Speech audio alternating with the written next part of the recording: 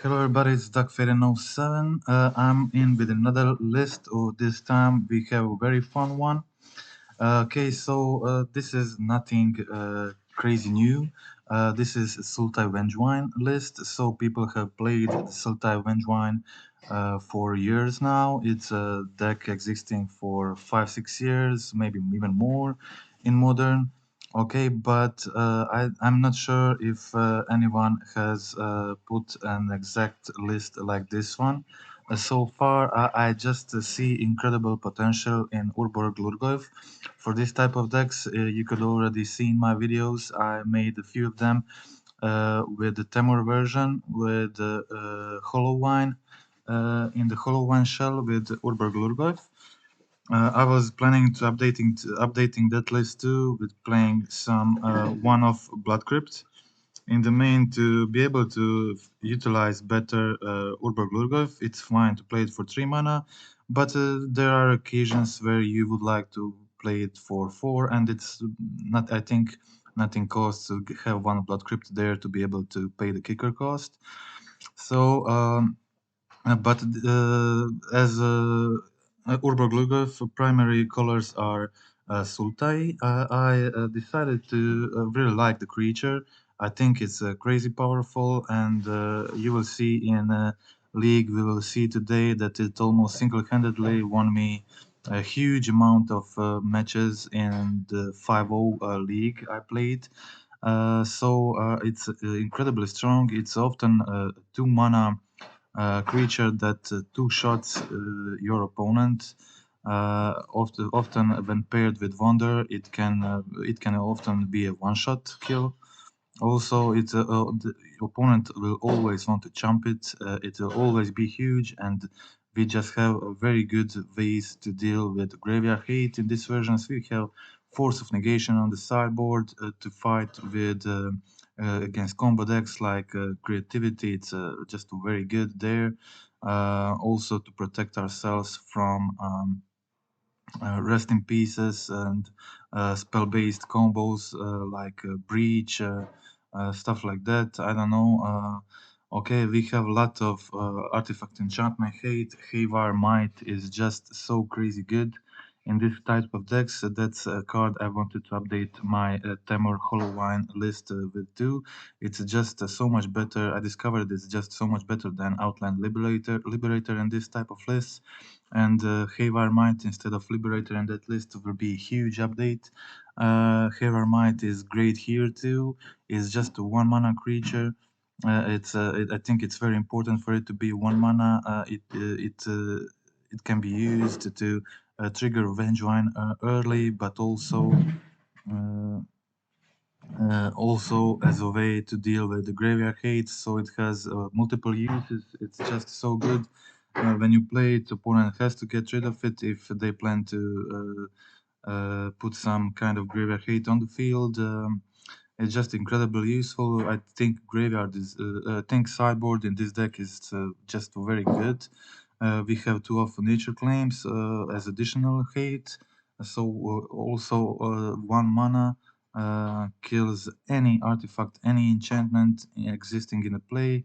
An opponent gets just 4 more life, which is nothing if you have like Urborg Lurgoyf on the field, and in a lot of these situations you have a very strong board, so getting for 4 more damage usually isn't that much of a problem. Okay, also one of Dark Blast. One of Dark Blast is just so useful.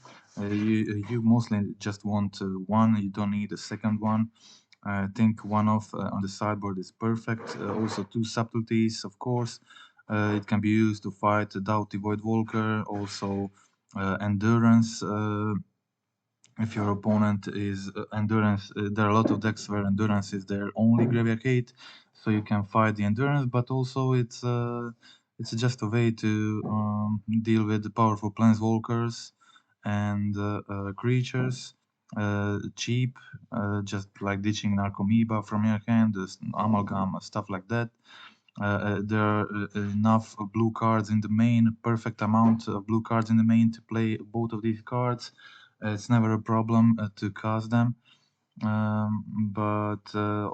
three Leyline and Voids, best graveyard hate for this type of deck in my opinion. Just free off from your starting hand.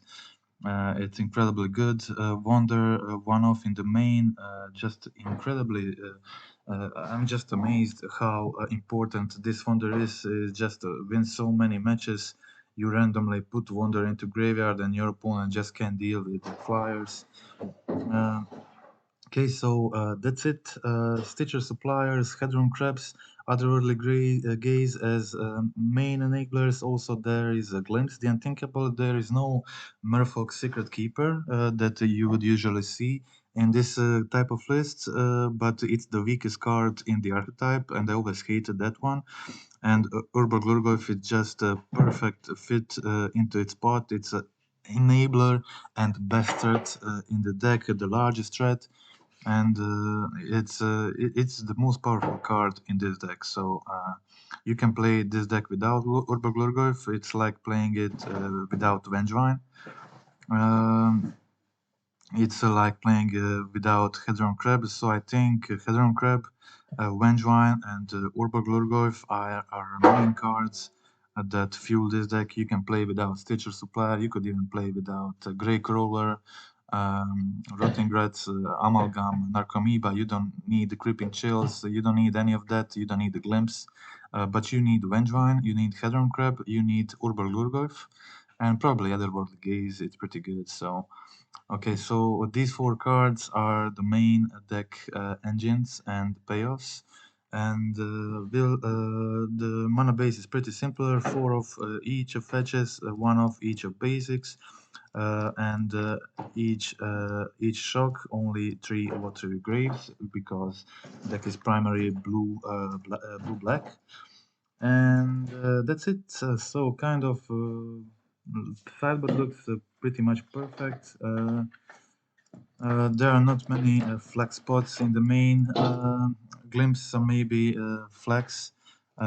Third Rotting Rats could be flex, like third Grey Crawler could be flex, maybe Narcomoeba, stuff like that. Maybe fourth Amalgam, depending if you want to um, put something else in your deck. But I just these are my choices. You could potentially play Bloodgust.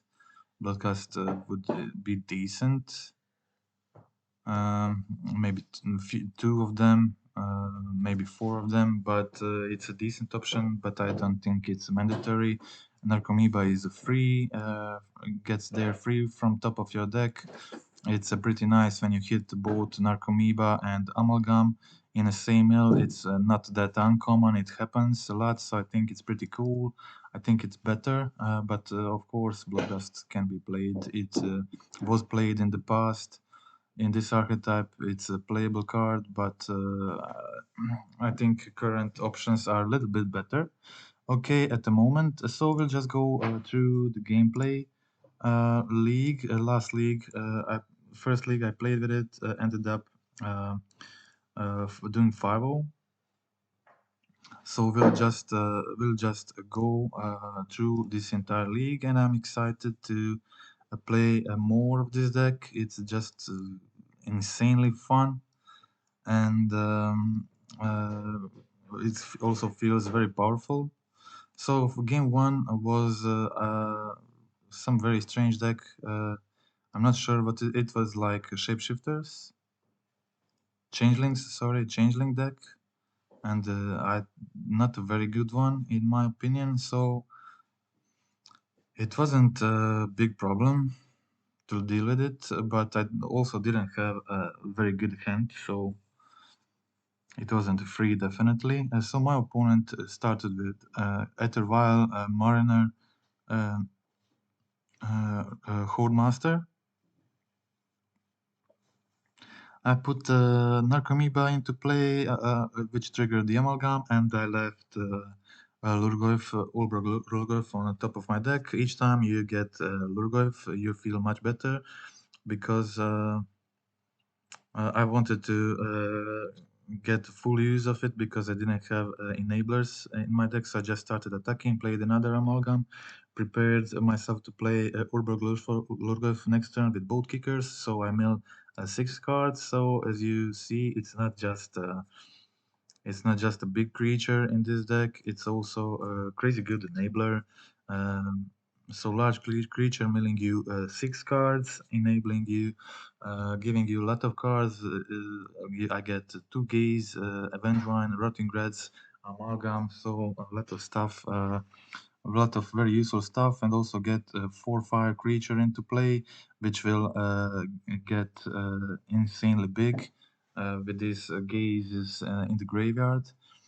And okay, so that's it. My opponent concedes. Their deck wasn't very good. Just didn't have tools necessary to fight this kind of deck, even with a weak hand.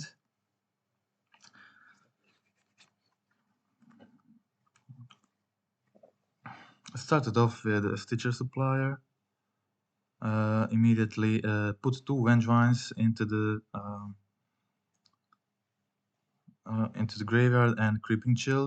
So my opponent was able to start attacking with their Changelings, but I was far ahead at the moment. I left the Stitcher Supplier and didn't want to cast anything. I was hoping to find another 1-mana creature to trigger Vengevines next turn, but it was okay. I was able to play my Lurgoth next turn and then wait a little bit more for a second creature to trigger the Vengevines. I wasn't in a hurry. Unfortunately, my draws weren't very good. But I was able to put the Wonder into graveyard here another Gaze, and I drew into Gravecrawler to trigger Vengevines next turn, so it wasn't a problem. Okay, they go with everything, but there's not a lot of damage going through, so I don't care about it. My Lurgoyf grows even bigger. At this point, I probably only need 2 attacks. 2 attacks with it, so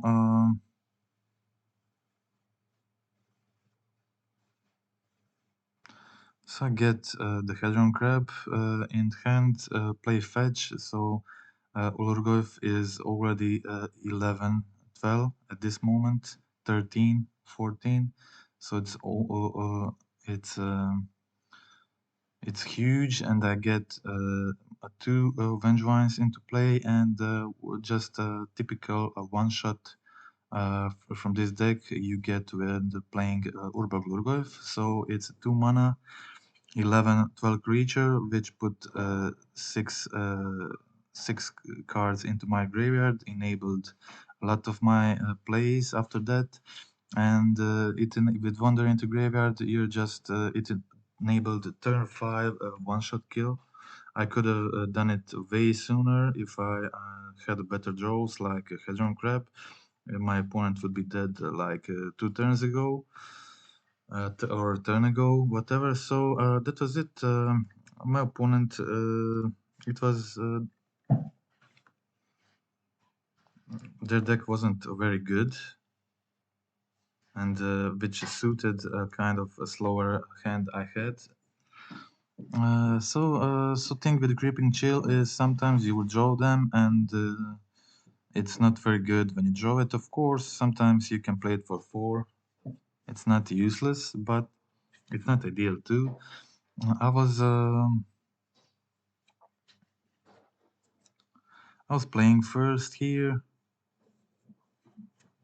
I was hoping to hit an Narcomoeba off the Glimpse to stop the Ragavan, but I didn't, unfortunately, so I had to be patient. Let my opponent hit me with Ragavan. I just played my Urborg Lurgoyf next turn, and my opponent played the Leyland Binding. So I make a lot of zoo videos, and as you can see in this situation, people do this very often. There is absolutely no benefit in playing Leyline Binding of the treasure mana end of turn. So people do this very often. It's a classic mistake that in a lot of situations is not just bad, it can often cost you the game. So my opponent lost their treasure for nothing, absolutely no reason to do it. You could untap, have your treasure in play, then cast Leyline Binding of the Indata Trial mana, and have your treasure on the field, and you're in a much better situation now. You can attack with Dragawan and choose if you want to use your treasure or not. So it's just pointless to play Leyline Binding of the treasure mana end of turn. Don't do it. It's incredibly a bad play.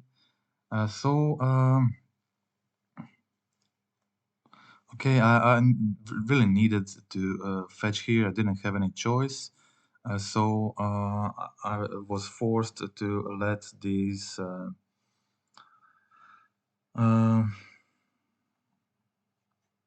I was forced to let my opponent uh, to kill my crab, which was a good thing because now they weren't able to get rid of the Lurgoyf. And the Lurgoyf is very, very hard threat for them to deal with at this point. So they conceded after my amalgams returning. That was the game. Okay, winning game one in a match two against Domain Zoo.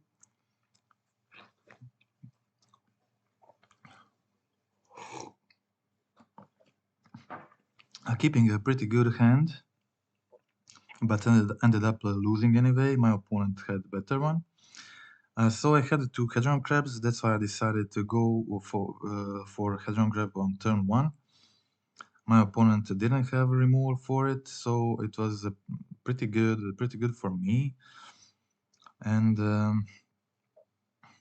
I was able to cast. You will see in this lot of these situations, I put the trigger on the stack and I find my land before I resolve the Hedron Crab abilities. It's pretty much better this way. You can maybe mill a land you wanted to put on the field. So it's in most situations it's better to do it this way.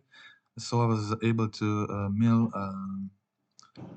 To get Amalgam into play, to get Narcomoeba into play, Creeping Chill my opponent, and put Urbal Gurgoyf on the top of my deck. Unlicensed Hearse. My opponent played Unlicensed Hearse, so it wasn't. It was unfortunate. For me, I found Nature's Claim on the top of my deck. So I was able to destroy the hearse. They removed a few of my cards in response. And now I needed something else. I needed like a land to continue doing something because I didn't mill much with the crabs. With these few abilities, my opponent played a lot of these creatures, and I just didn't get fetch or card I needed at this point, and it was too late. I boarded in Haywire Mites in this matchup. It's very good against Scion, Leyland Binding, and it was too late for me to get out of this situation. They had too much pressure playing first, unable to jump cowl because of the Scion Trample. Okay, I had two enablers in hand, Glimpse and Urbal Lurgoyf. Glimpse to play it on a turn 2, Lurgoyf on turn 3. It's decent, at least. I enjoy when my zoo opponent playing Stomping Ground on turn 1. I had multiple options here. I could play Stitcher Supplier or Narcomoeba to block Ragavan or force them to kill that creature, but I think playing Glimpse was just better. Fill my graveyard quickly, forcing them to like draw graveyard hate or something. I'm in a very good situation if they don't succeed to do so. so I can play Stitcher Supplier and another creature next turn. So when your zoo opponent plays Stomping Ground on turn 1, that means your opponent needs 2 full turns to assemble the domain. So I played Narcomoeba. Unfortunately, my opponent had a card most decks don't play. They had Containment Priest, so I wasn't able to get my Vengevine back.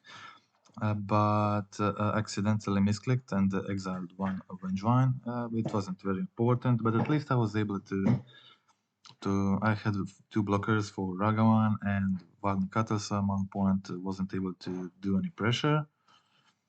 I got green source and just played my Lurgoyf as a 13-14 flyer, which one-shots my opponent next turn. So again, you see a situation where this Goyf is just threatening to one-shot your opponent. It's just that good. And I draw into another one, and I get, it mills me 6 cards. I couldn't put Narcomoebas into play because it would just, they would just get exiled with Containment Priest.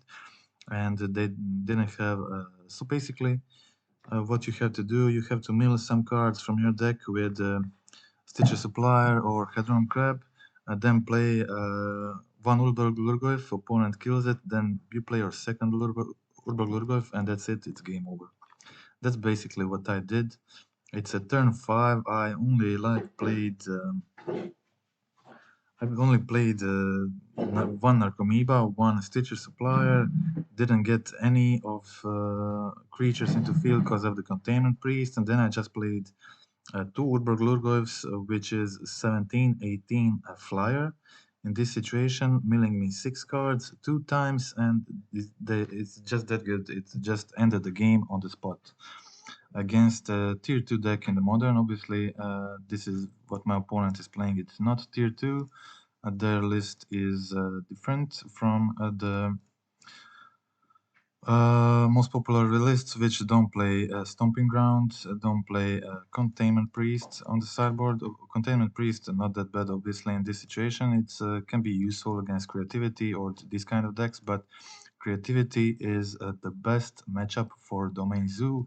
You absolutely don't need any hate to beat that matchup. So without bringing in any sideboard, you're already on like between 60-70 win percentage against that deck. When you bring in 2 Flusterstorms, you're already 10% higher. So it's incredibly good matchup, which Domain Zoo just rarely loses. It can only lose the matchup if you're playing on the draw and you have too few threats. You just can't draw the threats, and the game just goes too long. It happens like in 25-30% of cases, but the win percentage the deck has over it, it's just incredible for Domain Zoo. And as long as Creativity is in the top of the meta game, Domain Zoo will be tier 2 or tier 1 deck in the modern, especially with its new cards coming. I expect it to be even better. So that's it.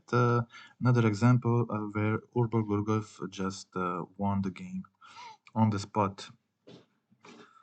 Okay, so I'm sorry. Was this game 3? I talked too much and I forgot. I will know by a starting hand. Yeah, that was it. That was it. Okay. That was game 2. We'll just match 2. We'll just go to match 3 now. Okay, so first match was my opponent played weak deck, so I succeeded to win with the slower hand. But I think all other matches, my opponents played pretty competitive lists. A second win was against Domain Zoo deck. I started off with Otherworldly Gaze, left Hedron Crab on top of my deck, a pretty good enabler for this list, for this deck.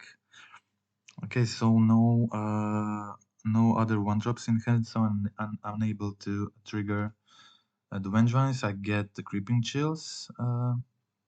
I do get the gripping chills, so pretty good. So my opponent revealed Keruga, and so when that happens, when your opponent reveals Keruga, that means they're either on control for color Omnat control, or they can be also on calibrated blast.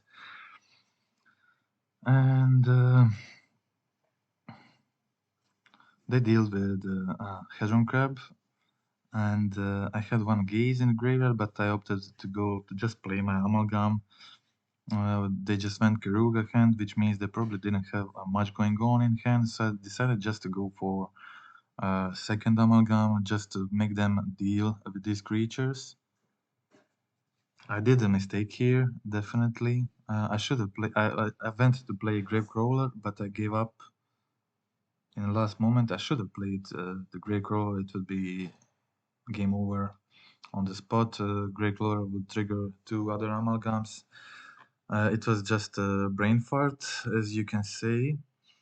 And I went for Urbal Gurgov here, again a 9/10 creature, first time I play it. I get 6 cards into my graveyard, another Vengevine.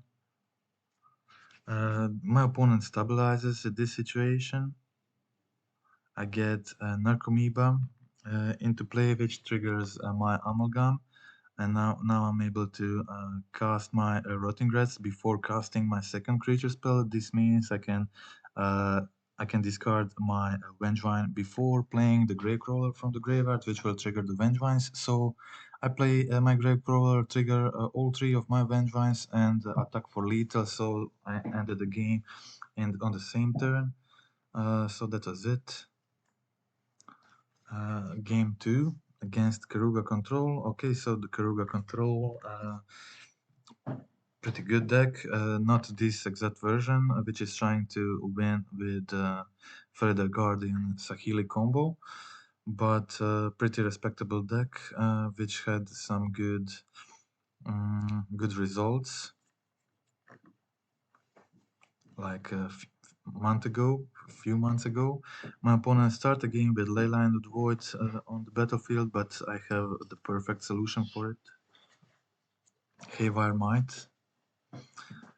So just a kind of a perfect hand to deal with this at this point. Haywire Might on turn 2, while keeping the Otherworldly Gaze. Have a lot of enablers in my hand. Play my first Lurba Gurgorf this turn. Next turn I can go a double spell, maybe try to, or just play it slower. Try to utilize the Lurgors fully and play them for 4 mana if needed. I decide to go for the Stitcher Supplier first to see if I will get the Vengevines. Didn't get the Vengevines, I did get Narcomoeba, which triggered the Amalgam then, and then played the Lurgoy for 3. Get another amoeba in, and this means that I have a pretty cool board state at the moment, which will I will be able to kill my opponent's planeswalkers on the next turn. So being able to deal with those, I was able to leave the Force of Negation on the top of my deck and just attack Sahili with everything because they scryed and put a card on top of their library. So that's why I decided to go with everyone on Sahili, and now I am tapped with Force of Negation in hand.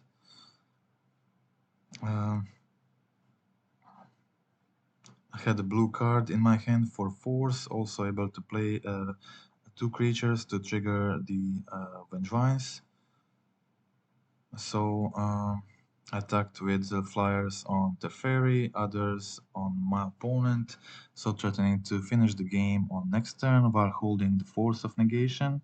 From the sideboard, my opponent decides to kill a lot of my creatures, which makes Urbal Gurugovs very huge. I get another one on the top. So this way I'm able to attack with everything. I don't care if they kill one with Fury and chump the other one. It's a fair trade. My Urborg Lurgovs get Vengevines get back easily from the top of my deck, and I had the other Lurgov in hand for the next turn. So they had to jump both of them, but it was too much for them. Also holding the force of negation this whole time, in case they tried to do something, but they didn't find whatever they were looking for, and that was it. Okay, so Urborg Lurgov once again dominating the game. So basically, all three matches for now, Urborg Lurgov was like main enabler and the main threat and the main finisher for most of my games, and it was the same for most of the matches. Okay, so game 4, my opponent reveals Karuga again, but this time they're playing the Spara headquarters. When that happens, this means you're playing against Calibrated Last, and you have to be careful not to put yourself to 15 life, because on 15 life, when you're on 50 life, they kill you. Okay, so I just go for Otherworldly Gaze. Creeping Chills are pretty good here. I'm trying to keep you alive. I get Creeping Chill, attack with Stitcher Supplier. Not the fastest hand, definitely. But opponent usually has one Calibrated Blast, and then have to wait for a turn 5 to replay it from the graveyard, or similar stuff like that. In the meantime, I got another Creeping Chill attack with Supplier to put my opponent on 9 life. So with Vengevine in hand and the Supplier, Lurba threatening to kill my opponent next turn, which is exactly what I did. I had exactly 9 damage with this. My opponent could have had the second blast in the response, but luckily they didn't. They were waiting to recast this one with flashback cost, which is what I expected. So that was it. I had multiple solutions for this turn. I could have gone for a Stitcher Supplier and Urborg Lurgov with one kicker ability to mill 6 cards, try to get a Vengevine from the graveyard or another Creeping Chill to win that way, but I think this one was the safest, and it got the job done, so that's it. Okay, time for game 2. Game 2, I played second, which means my opponent will be pretty aggressive, and I have to play very carefully, but I had my Force of Negations, which is just a great sideboard card, which I use for exactly these kind of matchups. I wasn't able to hold Hedron Crab in hand for force. It's just too good not to play it. Still have to be careful not to put yourself on a 15 life or lower, so I go for basic. I mill some Narcomoebas trigger the Amalgam, and I cast the Urborg Lurgov to try to be as fast as possible. I just go for my opponent just goes for Sign of Draco. No blast this turn. Even if they did, I would be in okay position. So this was like from the short video I made on YouTube, the best Hedron Crab triggers in this situation. I got 2 Creeping Chills and Narcomoeba, and then from another trigger got the third Creeping Chill from just one fetch. So basically what I did this game is play Hedron Crab turn 1, get on turn 2, get Amalgam and Narcomoeba with fetch into play, and just cast Urborg Lurgov for 2 mana. And then on turn 3, play my land, fetch for basic, put my opponent drain my opponent for 9, gain 9 life, hold Force of Vigor for the only card that can get them out of this game, and just completely demolish my opponent by really not doing anything. Just play the fetch and fetch the basic. So my opponent obviously had a calibrated blast at this moment, so they were able to like block the amalgam and kill the goif. But I had too much going on in this situation. So I just attacked with everything. I just attacked with everything, hold force to counter the blast on the Urba Glurgoyf, and that's it to end the game. Okay, so that was game 4 against a calibrated blast deck that occasionally does very good results in very competitive modern environment. Okay, so trophy match. Trophy match, game 5 started off with the supplier on turn 1 getting Wander into graveyard.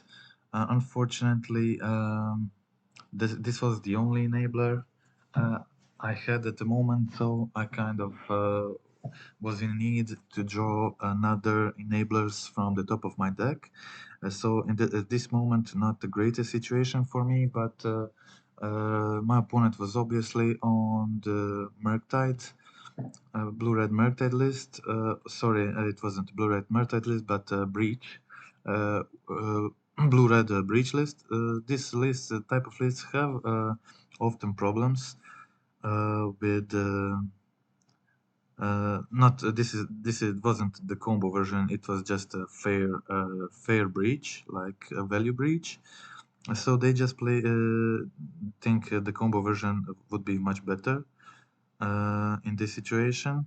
So I just played my Vengevine with haste and attacked my opponent. Decided to leave the Stitcher Supplier in to try to block the Ragavan. I had the very close. I had very close to lethal.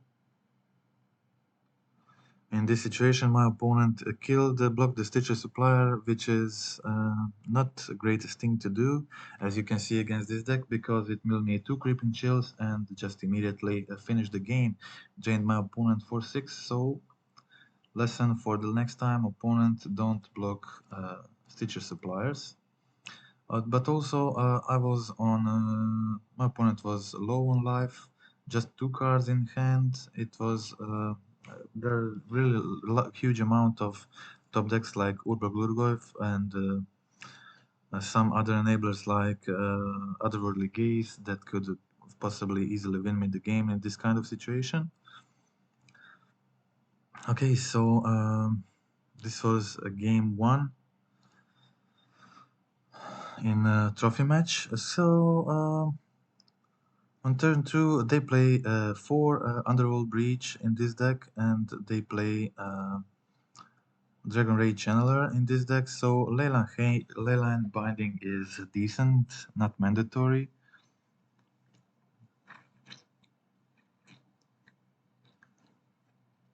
I had 2 of them in my starting hand, which can hurt really, but they got the Ledger Shredder, so they were able to get rid of their breaches from the hand. I played Gaze, find 2 glimpse on the top. Obviously, there's having 2 of them is useless on the top, so I played the glimpse. You can't get use from the both of them, so I played the glimpse, milled a lot of cards into graveyard, nothing very useful. Unfortunately, just 1 amalgam and 2 gazes, which ain't nothing, of course. But my opponent resolved the Monastery Mentor in the situation where I wasn't that aggressive, and of course, when Monastery Mentor survives and you cast Expressive Iteration, things can get really ugly for opponent, of course. And of course, this happened. So my opponent Played a lot of these spells, get a lot of these tokens, and they were able to attack me for a lot of damage. Um, Also find a solution for the graveyard. I had the two Stitcher suppliers, got one Vengevine back, and also exiled one Hedron Crab and Grey Crawler, but that wasn't enough to stop my opponent. They were just, it was just too much. They had too much stuff at this point, so that was it. The Monastery Mentor and the Shredder took over this game completely. I wasn't fast enough, and they find their Graveyard Hate off of the Earth Saga. Okay, so decent start, but having the Rotting Reds and Vengevine into hand with another one drop, I decided I'm in no hurry. I'm in no hurry to play out my cards. I just want to hold until turn 3. Unfortunately, I did a mistake here, which I don't do very often, but I did it because I had the basic island in my hand and no Hedron Crab at this point. So in most situations, it's always best to find a blue source on turn 1, so the Water Grave, and then go for the Overgrown Tomb with another land. Exactly, this is exactly the reason. So in this situation, I could have played the Hedron Crab, and then play the fetch, get 6 cards into my graveyard, maybe completely dominate game from that point. But instead, I was unfortunately stuck. I was unfortunately stuck.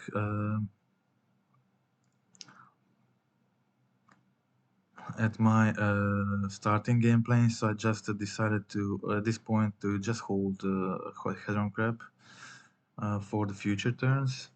My opponent was also stuck on one land at the moment, so it was helpful. But I really prefer this deck to I really prefer this deck to what's it called? The dredge, because you get to draw the cards, you get to play with the top of your deck, and these good cards from the top of your deck, like Lurgov, can really just end the game on the spot and change the course of the game. Okay, so I decided to go with my primary game plan, ignore the Hedron Crab draw. At this situation, just play the Rotting Reds, discard the Vengevine, get the Vengevine back of the Stitcher supplier. But as I said, just noticed how better would this gameplay be if I just was able to play Hedron Crab on turn 2 and get 6 cards into the graveyard. So I got the Creeping Chill next turn, put Urborg Lurgov on top of my deck, play the Grave Crawler from the graveyard, get that Vengevine back into play, so my opponent was forced to use the Bolt last turn, and now they are forced to use another removal again just to stay on level with life. To not to get too low, they got the Torment Script from the iteration. I had enough damage on the field to just play without my graveyard at this point, so they were forced to deal with this. Um,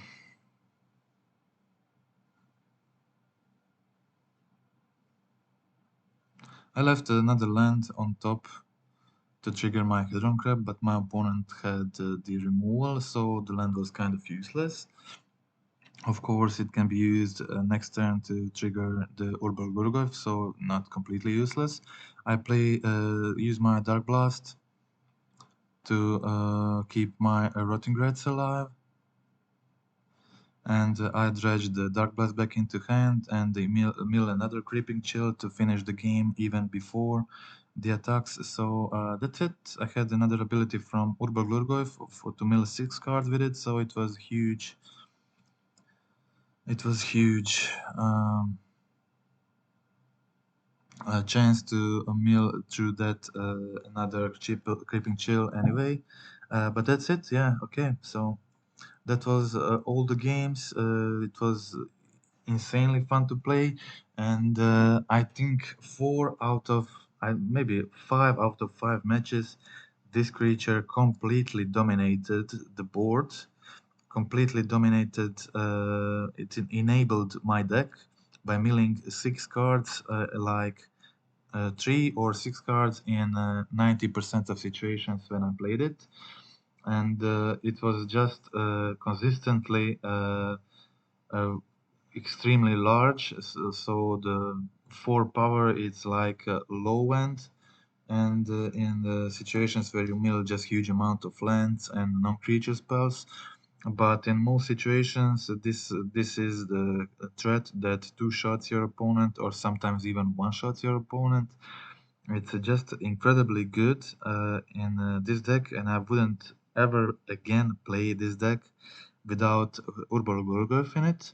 As I said, it's like if like you're trying to play the uh, Crabvine without the Crab or the Vengevine. It's just so important. I think you can ditch most of the other cards in deck. You can ditch the suppliers, play some other enabler, ditch the Grey Crawlers, Rotting Rats, Narcomoebas, Amalgam, Chills, whatever. But I think you really can't ditch the Urbaglugov. Or sorry, the Creeping Chills were pretty good. I don't think you can ditch that or Wonder. But other cards, like uh, you can play some other cards instead of especially this Glimpse. Glimpse was decent, and it's a very decent enabler.